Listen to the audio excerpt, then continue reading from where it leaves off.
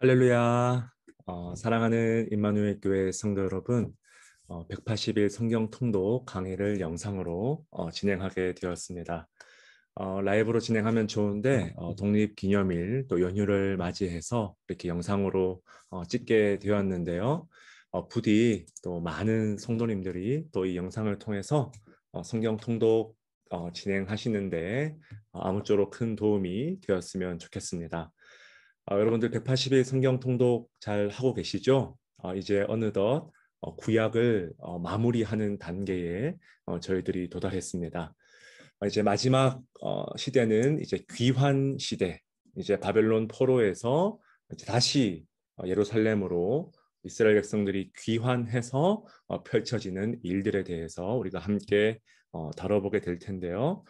지금까지 저희들은 이제 구약의 모든 시대들을 이제 10가지의 시대로 구분해서 그렇게 시대별로 시간 순서대로 함께 말씀을 읽어왔습니다.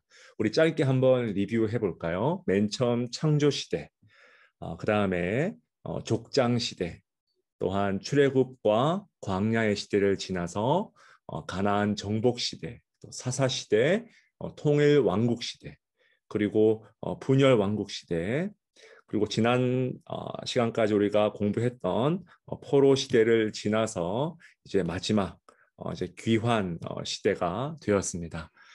사실 이 귀환 시대는 정확한 연대와 또 시대적으로 어떤 역사를 배경적으로 이렇게 공부하는 것이 참 중요한 그런 시대입니다. 성경에서는 그 연대기가 굉장히 조금 뒤죽박죽으로 나와 있고 조금 언뜻 보면 헷갈리기 쉬운데 오늘 이번 강의를 통해서 전반적인 또 거시적인 안목을 조금 함께 정리하면서 여러분 함께 따라오시면 또 굉장히 유익한 시간이 되리라 생각을 합니다. 먼저 이 귀환 시대 때 여러분 어떤 성경책이 이 귀환 시대를 배경으로 하고 있는지 우리가 알아볼 필요가 있겠죠. 먼저 역사서에는 여기 보시는 대로 에스라, 느헤미야, 에스더 이 세 권의 책이 역사 서로 저희들이 다룰 예정이고요. 또한 선지서에는 선지서로는 학개, 또 스가랴, 말라기 정도를 우리가 집중적으로 살펴볼 수 있을 것 같습니다. 또한 여기에 더불어서 여기 보시면 이제 역대상, 역대하가 사실은 통일왕국 시대와 분열왕국 시대의 이야기를 다루고 있지만 실제로 이 책이 쓰여진 시기는 아마 구약 성경에서 가장 마지막 시대. 우리가 흔히 이 역대상, 역대하, 이 역대기의 저자를 에스라가 아닐까, 학사 에스라가 아닐까 추정을 하고 있는데요. 이 역대상, 역대하는 구약의 가장 마지막 시기, 아마 주전 5세기나 주전 4세기경에 이 모든 창조 시대부터 귀환 시대까지 모든 시대를 다시 한번 리와인드 하면서 그 시대를 배경으로 정리한 이스라엘 전체의 역사가 아닐까 그렇게 우리가 생각해 볼 수 있습니다. 그래서 사실은 우리가 구약 성경에서는 역대상 역대하가 이 역사서 그러니까 한 중간에 기록되어 있지만 실제로 우리가 히브리 성경책을 보면요 순서상 역대상 역대하가 구약의 가장 마지막 책임을 볼 수 있습니다. 우리가 가진 구약 성경의 관점에서는 말라기가 가장 마지막 책인데 히브리 성경에서는 이 역대상 역대하가 가장 마지막 책이다. 이 말은 가장 마지막에 쓰여졌다라는 것을 우리가 추측할 수 있겠죠. 그래서 이 역대상 역대하도 마찬가지로 이 귀환 시대를 배경으로 해서 읽을 때에 더욱더 실감나고 또 의미 있게 읽을 수 있다라는 사실을 여러분 기억해 주시면 좋겠습니다.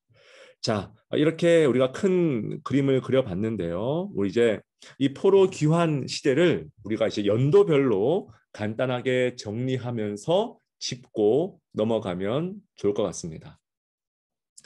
자, 여러분, 우리 이스라엘 백성들이 세 차례에 걸쳐서 이제 포로로 끌려가지 않았습니까? 바로 바벨론으로 이 포로로 끌려갔는데 여러분 그때 3차 포로로 끌려갔던 완전히 예루살렘이 멸망당했던 여러분 그 연도가 여러분 BC 몇 년도입니까? BC 586년경이다. 그렇게 얘기를 하죠. 그리고 이제 시간이 흘러서 여러분 BC 539년에 여러분 어떤 일이 벌어지냐면 이제 이 이스라엘 백성들을 포로로 잡아갔던 이 바벨론 이 대제국이 영원할 것처럼 보였던 이 대제국이 멸망하고 그 뒤를 이어서 여러분 페르시아 제국 성경의 용어로 하면 이 바사 제국이 이제 등장하게 됩니다. 다니엘서가 예언한 그대로 그죠. 그렇게 영원할 것처럼 보였던 대제국이었던 이 바벨론도 하나님의 섭리하에 멸망당하고 이제 이 바사 제국이 그 뒤를 이어서 전 세계를 지배하는 초강대국이 되었습니다. 그리고 여러분 이 바사의 초대 왕이 누굽니까? 바로 고레스였죠. 바사의 이 고레스. 자, 이 고레스가 대제국의 권력을 잡자마자 어떤 일들을 펼치냐면 자, 고레스 칙령이라고 하는 조서를 한 가지 내리는데 역대하 36장 22절 23절 말씀에 잘 기록되어 있습니다. 자, 제가 한번 읽어보겠습니다. 바사의 이 고레스 왕 원년에 여호와께서 예레미야의 입으로 하신 말씀을 이루시려고 여호와께서 바사의 고레스 왕의 마음을 감동시킴에 그가 온 나라에 공포도 하고 조서도 내려 이르되 바사왕 고레스가 이같이 말하노니 하늘의 신 여호와께서 세상 만국을 내게 주셨고 나에게 명령하여 유다 예루살렘에 성전을 건축하라 하셨나니 너희 중에 그의 백성된 자는 다 올라갈지어다. 너희 하나님 여호와께서 함께 하시기를 원하노라 하였더라. 아멘. 자, 여러분 이 하나님께서 이 고레스 왕의 지금 마음을 움직여서 여러분 어떤 일을 펼치십니까? 조서를 내려서 이스라엘 백성들로 하여금 다시 예루살렘으로 돌아가서 성전을 건축하라. 그렇게 명령하고 있다라는 거예요. 하나님께서 지금 이 대제국의 이방의 왕이었던 이 고레스를 얼마나 귀하게 사용하셨는지 우리가 볼 수 있는 대목이죠. 여러분 심지어 이사야 45장 1절 말씀을 보면 이 고레스를 어떻게 묘사하냐면 기름 부음을 받은 고레스다 그렇게 말하고 있습니다. 여러분 기름 부음을 받았다. 여러분 이것을 우리가 히브리어로 하면 뭡니까? 기름 부음을 받았다. 여러분 원래 전통적으로 기름 부음을 받아서 세워진 세 가지 직분이 있죠. 왕과 제사장 그리고 선지자 아닙니까? 굉장히 영광스러운 그런 칭호죠. 그런데 여러분 이 칭호가 왕과 선지자와 제사장, 이스라엘의 왕과 선지자와 제사장이 아니라 바로 이방의 왕이었던 이 고레스에게 붙여졌다라는 거예요. 우리가 알고 있는 바로 메시아죠. 메시아. 굉장히 놀랍지 않습니까? 장차 오실 우리의 영원한 메시아이신 예수 그리스도 그에게 붙여졌던 칭호가 바로 이 바사왕 고레스에게 하나님께서 붙이셨다라는 거예요. 그만큼 여러분 이방 제국의 그런 이방 왕이라 할지라도 하나님의 주권 하에 얼마든지 쓰임을 받을 수 있다라는 것을 볼 수 있죠. 실제로 여러분 이 바사왕의 이 통치 철학이라고 할까요? 통치 이념은 바벨론과는 굉장히 달랐다고 합니다. 바벨론은 모든 포로들을 자기 땅으로 다 끌고 와서 철저하게 자기들의 신과 우상 앞에서 굴복할 것을 명령했죠. 우리가 여러분 다니엘서를 읽어보면 이런 배경들이 참 많이 나와 있지 않습니까? 그런데 이 페르시아는 조금 통치 이념이 달랐어요. 자신들의 포로민들의 종교나 어떤 부분적인 그런 독립적인 자유를 인정해 줬다라는 거예요. 굉장히 다르죠. 그래서 이스라엘 예루살렘 이스라엘 백성들도 예루살렘에 돌아가서 얼마든지 포로민들이지만 어느 정도 일정 부분 자유를 허락해줘서 그들의 원하는 종교나 철학적인 이념들을 얼마든지 펼칠 수 있도록 배려했다라는 것. 그런데 여러분, 성경의 관점은 이 모든 것이 누구의 주권 아래에 있었다고요? 바로 하나님 아버지의 주권 하에. 하나님께서 이 예레미야 입으로 통해서 하신 이 말씀을 이루시려고, 여러분, 이 목적이 중요한 거예요. 이것이 여러분 세계사와 구원의 역사가 차이가 나는 지점이죠. 하나님께서 고레스 왕의 마음을 감동시키셨어요. 고레스가 어떤 자신의 의지대로 한 것이 아니라 전적인 하나님의 섭리 가운데 이런 일들이 펼쳐졌다라고 우리가 볼 수 있다라는 거예요. 여러분, 실제로 이것은 이사야와 예레미야와 같은 아주 훌륭한 이 대선지자들을 통해서 이미 사실 예언된 말씀입니다. 이미 여러분 이사야 44장 28절과 예레미야 29장 10절과 같은 이 말씀들을 보면 이렇게 말하고 있죠. 고레스에 대하여 이르기를 내 목자라. 이사야 좀 전에 말씀했다시피 45장 1절과 같은 그런 말씀이죠. 이 고레스에 대하여서도 이미 바벨론이 멸망당하고 어떤 제국이 들어서며 어떤 일들이 펼쳐질지를 이미 선지자들의 입술을 통하여서 예언하셨다라는 것. 예레미야 29장 10절 말씀에도 보면 바벨론에서 몇 년요? 70년이 차면, 70년이 차면 너희를 이곳으로 돌아오게 하리라. 여러분, 좀 전에 이스라엘 백성들이 바벨론에게 몇 년에 완전히 망했다고요? BC 586년이죠. 여러분, 숫자 계산해 볼까요? 70년 뒤면 몇 년입니까? BC 516년이 되겠죠. 그렇다면 이 BC 516년에 또 어떤 일들이 펼쳐지는지를 우리가 주목할 필요가 있다라는 것입니다. 자, 이렇게 BC 539년, 그죠?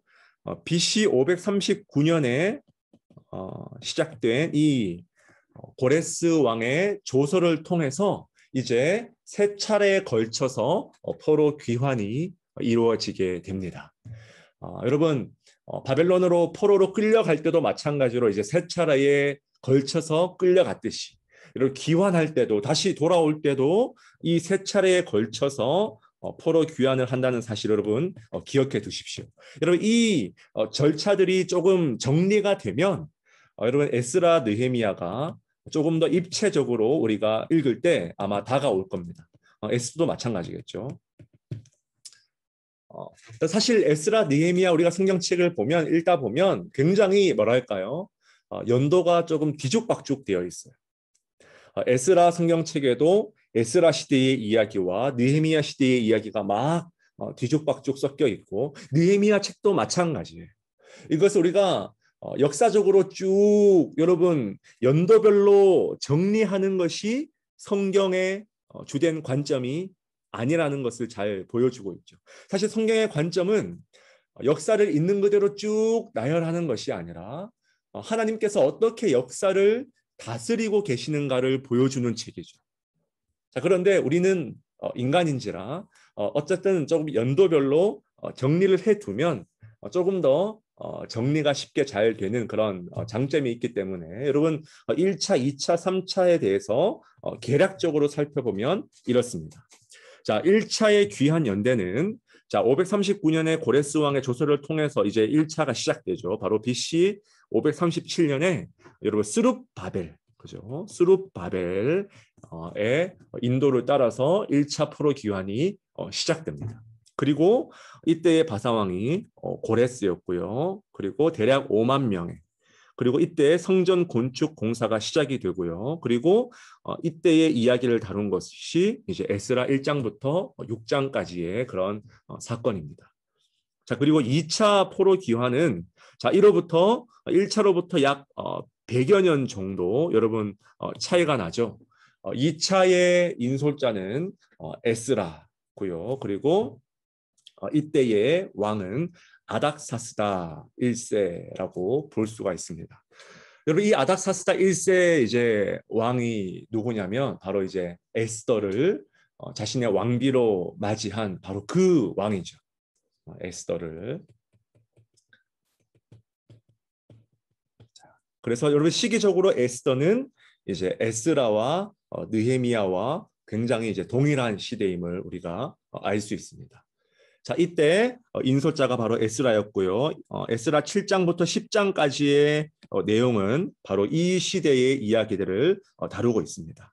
에스라가 율법을 통해서 종교 개혁을 펼치는 장면이 나오고요. 또 이방인 아내와의 어떤 그런 이혼을 또 강조하고 그렇게 철저하게 순수주의로 나아가는 그런 장면들을 우리가 볼 수 있습니다. 자, 그리고 마지막 3차 포로 귀환은 이제 느헤미야를 통해서 이루어지죠. 느헤미야. 성벽이 불탄 그 소식을 듣고 다시 고국으로 돌아와서 귀한 사명을 감당했던 이 느헤미야. 그래서 이 느헤미야 1장부터 13장까지가 이 3차 포로 귀환을 배경으로 해서 펼쳐지고 있는 그런 이야기입니다.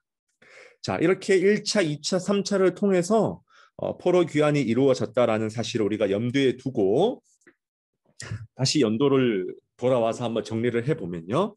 자, 538년에 수르바벨의 인도하에 1차로 귀환해서 이제 성전 건축이 이제 본격적으로 시작이 됩니다.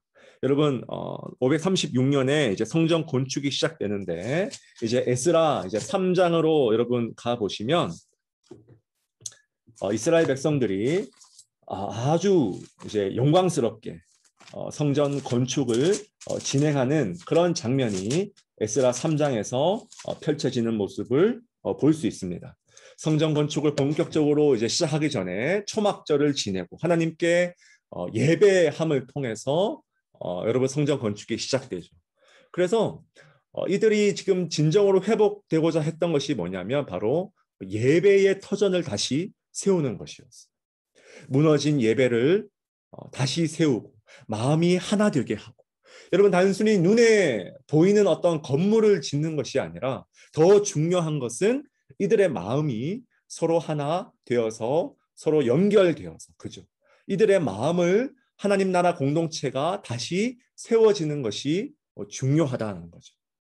여러분 지금 우리도 마찬가지 아닙니까? 이제 팬데믹이 점점 종식되어 가고 있고 물론 이제 뭐 변이 바이러스에 대한 소식이 들려지고 있지만 중요한 것은 흩어져 있던 이 마음들이 현장 예배를 통해서 다시 세워지고 구축되는 것이 굉장히 중요하다는 거예요. 여러분 이 일에 그런데 사단의 방해가 굉장히 강력하죠. 여러분 성전 건축이 시작되자 여러분 사단의 공작, 이 방해들이 굉장히 여러분 심해진다라는 거예요.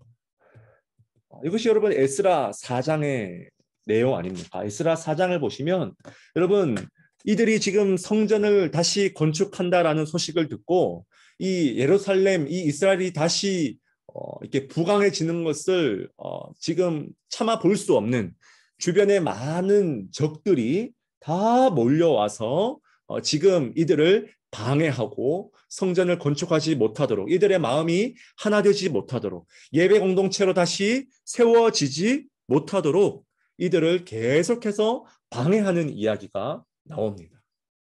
그래서 여러분 이 사단의 방해, 주변의 대적들을 도구로 해서 하나님 나라 공동체가 세워지지 못하도록 방해하는 이 공작이 여러분 제대로 먹혀들어서 4장 24절에 보면 어떤 말씀이 있냐면 에스라 4장 24절에 보면 하나님의 성전 공사가 중단되니라 그렇게 말하고 있습니다. 실제로 중단되었다라는 거예요. 자 그렇다면 여러분 사단의 전략이 과연 무엇이었을지가 여러분 궁금하지 않습니까? 이들이 하나님의 성전을 건축하는 것을 중단할 수밖에 없도록 만드는 사단의 전략이 뭐였냐? 여러분 우리가 이것을 파악하는 것이 중요하죠. 바로 이 여러분 말씀을 바로 우리 학개서에 메시지를 통해서 우리가 볼 수 있습니다. 여러분, 536년에 시작된 이 성전 건축이 그만 중단되고 말았는데 무려 520년까지 여러분 학개와 스가랴 선지자의 이 사역이 재개될 때까지 그만 중단되고 있었던 상태였다라는 것. 자, 여러분 여기서 우리가 하나님의 섭리를 우리가 볼 수 있는데, 자, 586년에 여러분 70년이 지나면 몇 년이라고요? 516년. 70년이 지나면 너희들이 온전히 회복될 것이다. 여러분 이 말씀을 예레미야를 통해서 하나님이 선포하지 않았습니까? 그러니까 여러분 하나님의 타임라인에 따르면 지금 시간이 이제 얼마 남지 않은 거죠. 520년이니까 자, 성전이 중단된 채로 지금 되어 있으니까 516년까지 이제 4년밖에 남지 않은 거예요.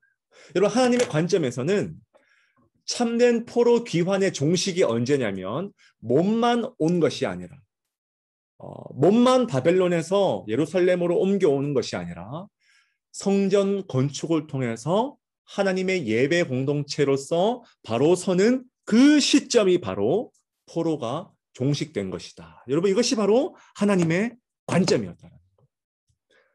여러분 굉장히 놀랍지 않습니까? 하나님의 시선은 이 예배 공동체로 이들이 온전하게 바로 세워지는 것이 중요했다라는 거. 그래서 여러분 하나님의 관점에서 보기에는 여러분 4년밖에 남지 않았기 때문에 시간을 더 지체할 수 없었기 때문에 하나님이 두 선지자를 보내는데 이 두 선지자를 통해서 다시금 성전 건축이 일어날 수 있도록 영적으로 다시 부흥되고 갱신될 수 있도록 하나님이 두 선지자를 쓰는데 바로 그 자가 바로 학개와 스가랴였다라는 거. 여러분 에스라 5장 1절 말씀을 보면 저기 에스라 5장 1절 말씀이 있죠. 자, 에스라 5장 1절 말씀을 보면 이렇게 되어 있습니다. 제가 읽겠습니다. 선지자들 곧 선지자 학개와 이또의 손자 스가랴가 이스라엘의 하나님의 이름으로 유다와 예루살렘에 거주하는 유다 사람들에게 예언하였더니. 자, 그러니까 이 학개와 스가랴를 하나님께서 강권적으로 보내셨다라는 거예요. 자, 그렇다면 여러분 이 학개와 스가랴의 주된 메시지가 무엇인지를 우리가 분석하는 것이 중요하겠죠. 과연 이들이 이스라엘 백성들로 하여금 성전 건축을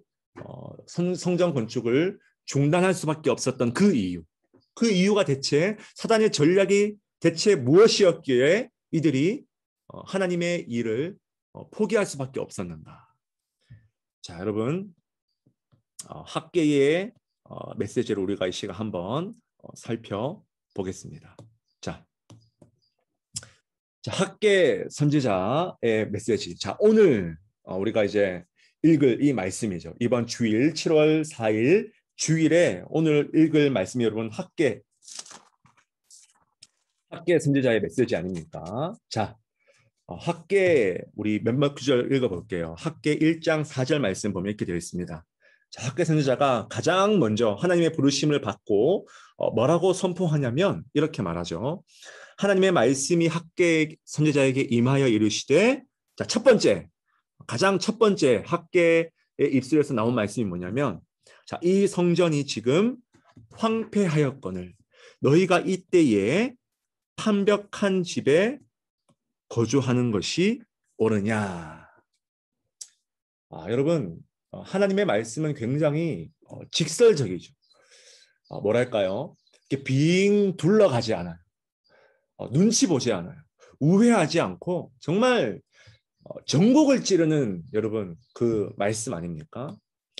하나님의 성전이 너희가 지금 내팽겨 쳐둔 이 성전이 지금 황폐할 대로 황폐하였는데, 여러분 우리가 도시에서 가장 보기 흉한 것 중에 한 가지가 뭐냐면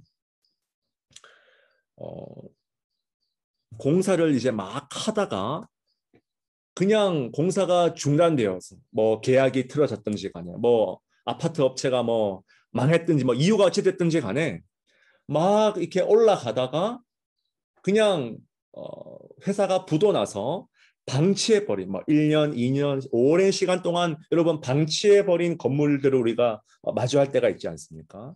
참 여러분 그것만큼 도시에서 보기 흉한 것도 없다는 거예요. 여러분 너무나 안타깝게도 지금 예루살렘 성전이 딱 그런 형편이었어요. 이들이 지금 대적의 공격 때문에 이 예루살렘 성전을 방치해 두었는 자기들이 지금 처음에는 열심으로 으쌰으쌰해서 여러분 이제 모였던 그 성전이 황폐하게 지금 내팽개쳐지고 말았다는 거예요. 그래서 학개 선지자가 너희가 이때에 지금 이때에 판벽한 집에 거주하는 것이 옳으냐. 판벽한 집, 굉장히 아름다운 집을 말하죠. 여러분 계속해서 1장 9절 말씀 보니까 이번에도 이렇게 말합니다. 내 집은 똑같이 황폐하였을 때 너희는 각각 자기의 집을 짓기 위하여 빨랐음이라. 여러분 이들이 왜 예루살렘 성전 짓기를 포기했다고요? 자기의 집을 짓기 위하여 빨랐다. 여러분 전곡을 찌르는 그런 말씀 아닙니까? 이들이 지금 사단의 전략이 뭐냐면 공동체의 사역, 하나님 나라의 관점에서 하나님 나라 사역에 집중하기보다는 먹고 사는 일에 각각 너희들의 일하는 데에 정신이 매몰되어서 팔리도록 만들었다라는 것. 여러분 이것이 바로 사단의 주된 전략임을 여러분 명심해야 됩니다. 여러분 각자 자기의 일이 바쁘지 않은 사람이 여러분 어디에 있습니까? 지금 이 21세기를 살아가는 현대인들 중에서 자신의 가족 챙기는 일에 여러분 바쁘지 않은 사람이 대체 어디에 있습니까? 여러분 지금 이 말씀은 이 학개 선지자의 말씀은 이 우선순위의 문제를 지금 전곡으로 찌르고 있죠. 대체 지금 너희들이 무엇을 행할 때인지를 한번 잘 생각해 보라는 거예요. 여러분 바로 여기에서 자 봅시다. 이 하나님 나라의 이 우선순위의 이 가치와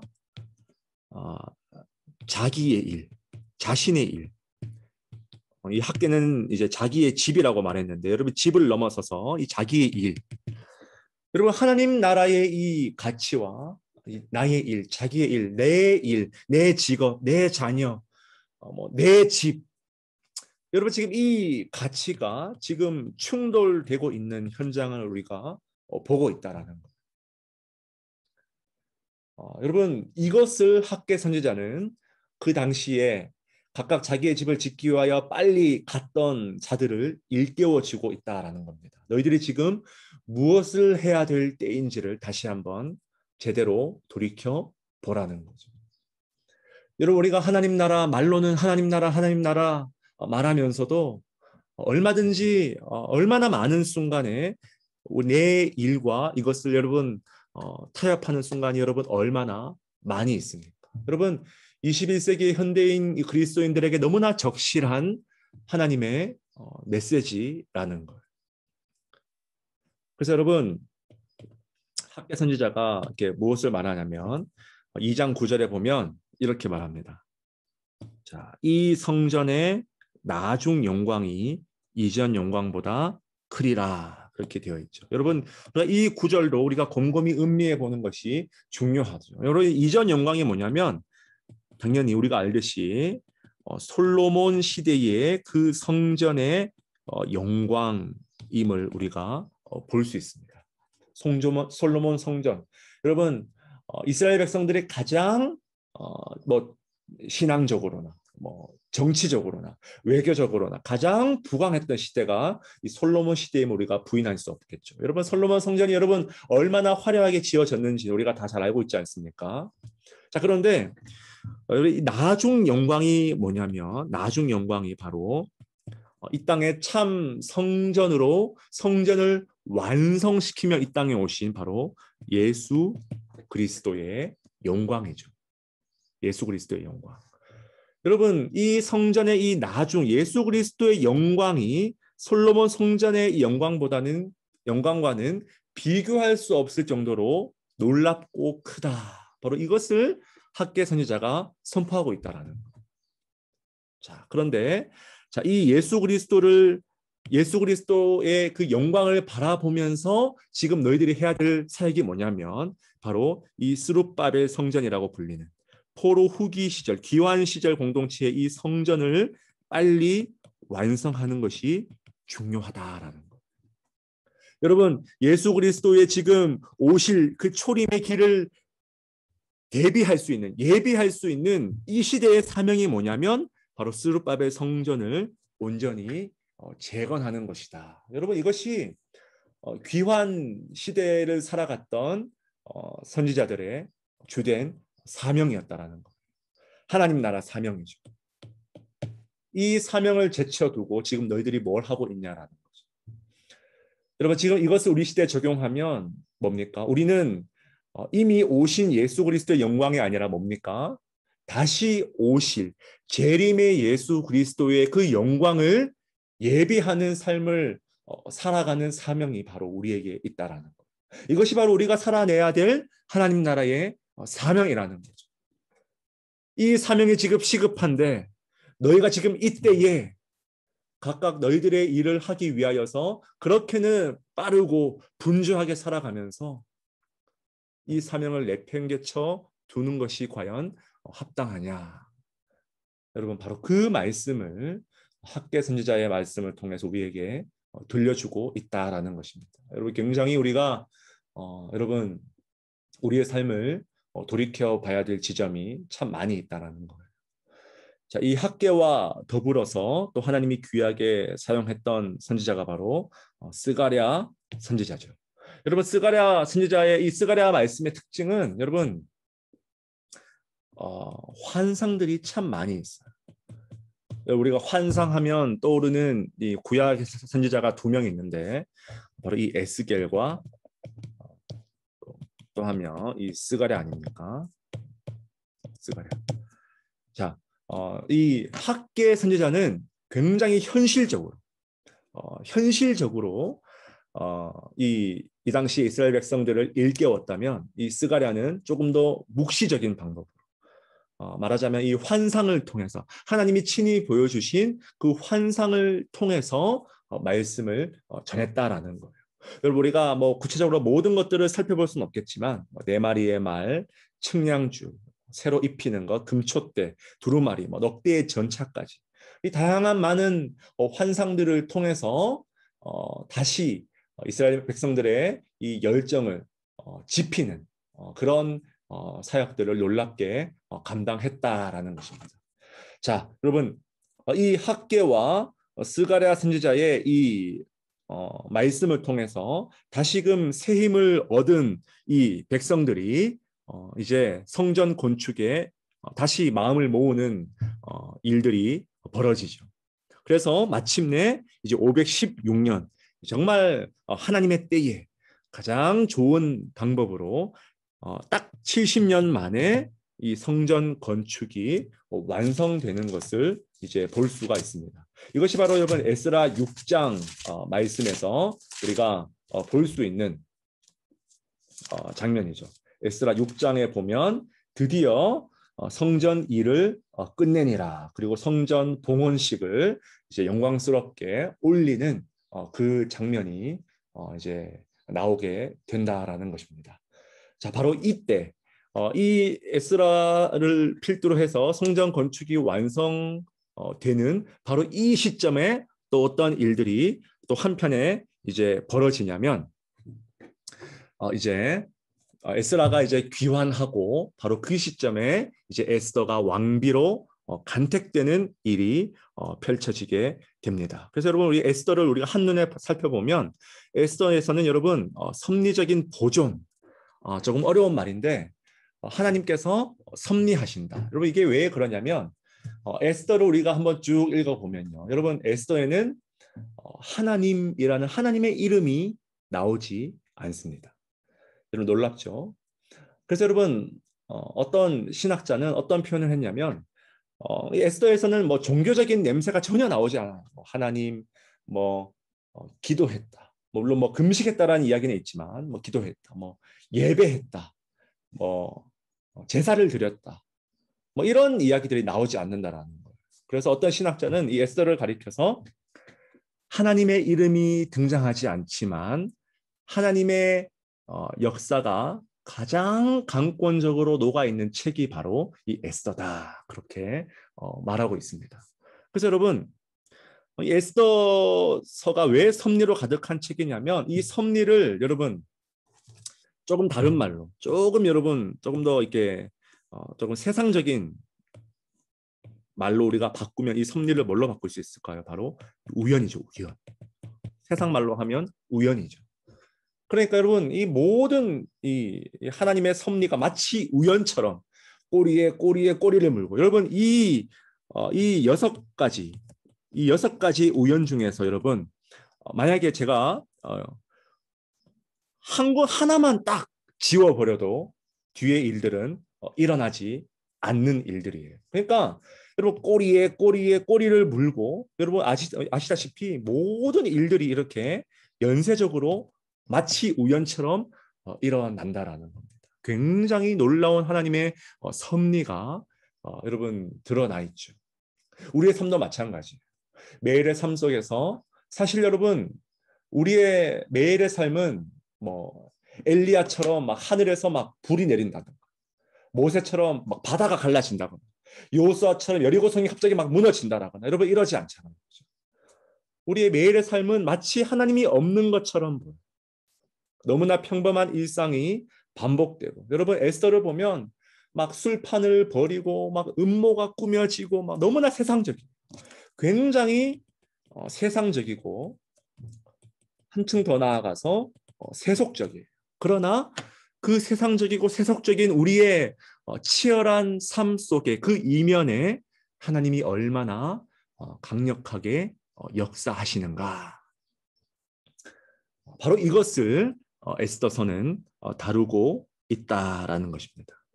이것을 우리가 종합해서 말하자면 바로 섭리다 그렇게 말할 수 있다라는 거예요. 자, 그리고 계속해서 이제 그 다음에 바로 느헤미야 3차 포로 귀환의 이야기가 바로 이제 느헤미야를 통해서 이루어지죠. 느헤미야는 이제 우리 한눈에 재건이라고 볼 수 있습니다. 불타버린 예루살렘에서 들려온 그 성벽이 불타버렸다는 소식을 느헤미야가 전해 받으면서 이야기가 이제 시작되죠. 느헤미야 중보 기도를 통해서 느헤미야가 다시 건축을 시도하고 또 방해가 일어나고 건축이 또 완성되는 그 과정을 통해서 자, 이것은 여러분 몇 차 포로 귀환이라고요? 이제 3차 포로 귀환. 자, 이 이야기를 통해서 또 성벽을 재건할 뿐 아니라 이스라엘 백성들이 느헤미야의 또 개혁을 통해서 말씀으로 하나 되는 이야기들까지. 그리고 이제 구약의 가장 마지막 책인 이 역대기. 우리가 흔히 이제 역대기의 저자도 아마 학사 에스라일 것이다. 그렇게 이야기를 하는데 여러분 역대기의 족보, 이 아담부터 시작되는 그 족보가 여러분 이스라엘의 모든 역사를 다시 한번 이 포로 귀환 시대의 관점에서 되짚어 보는 데에 있죠. 그래서 하나님께서 이곳까지 우리를 인도해 오셨다라는 것을 하나님께서 신실하게 지금 이 포로민들과 함께 하시고 또 계속해서 역사를 이루어 가실 것이다라는 것을 이제 보여주는 책이 바로 이제 역대기다라는 거예요. 자, 여러분 이렇게 오늘 이 통독 강의를 통해서 우리가 함께 짧은 시간 이 연대별로 정리해 보았습니다. 오늘 나눈 여러분 이 큰 그림들을 우리가 한번 여러분 기억하시면서 또 정리하시면서 매일의 시간 가운데 하나님의 주어진 말씀을 읽으면 더욱더 실감나게 또 은혜롭게 말씀을 읽으실 수 있을 것이라고 생각을 합니다. 자, 제가 기도함으로써 오늘 강의를 마치도록 하겠습니다. 은혜가 풍성하신 하나님 아버지, 우리 임마누엘 교회 가운데에 180일 성경 통독을 통하여서 성경을 가지고 또 한 마음이 되게 하여 주시니 주님 참으로 감사를 드립니다. 이제 구약의 이야기가 마무리되어가는 이 시점인데 하나님 아버지, 우리가 매일매일 성경 말씀을 통하여서 또 새롭게 되고 또 하나님의 지혜를 가지고 매일의 삶을 승리하는 우리 모든 임마누엘 교회 성도님들 되게 하여 주시옵소서. 감사드리며 살아계신 예수님의 이름으로 기도드리옵나이다. 아멘. 자, 여러분들 수고하셨고요. 다음에 또 이어질 강의 시간에 만날 수 있도록 하겠습니다. 감사합니다.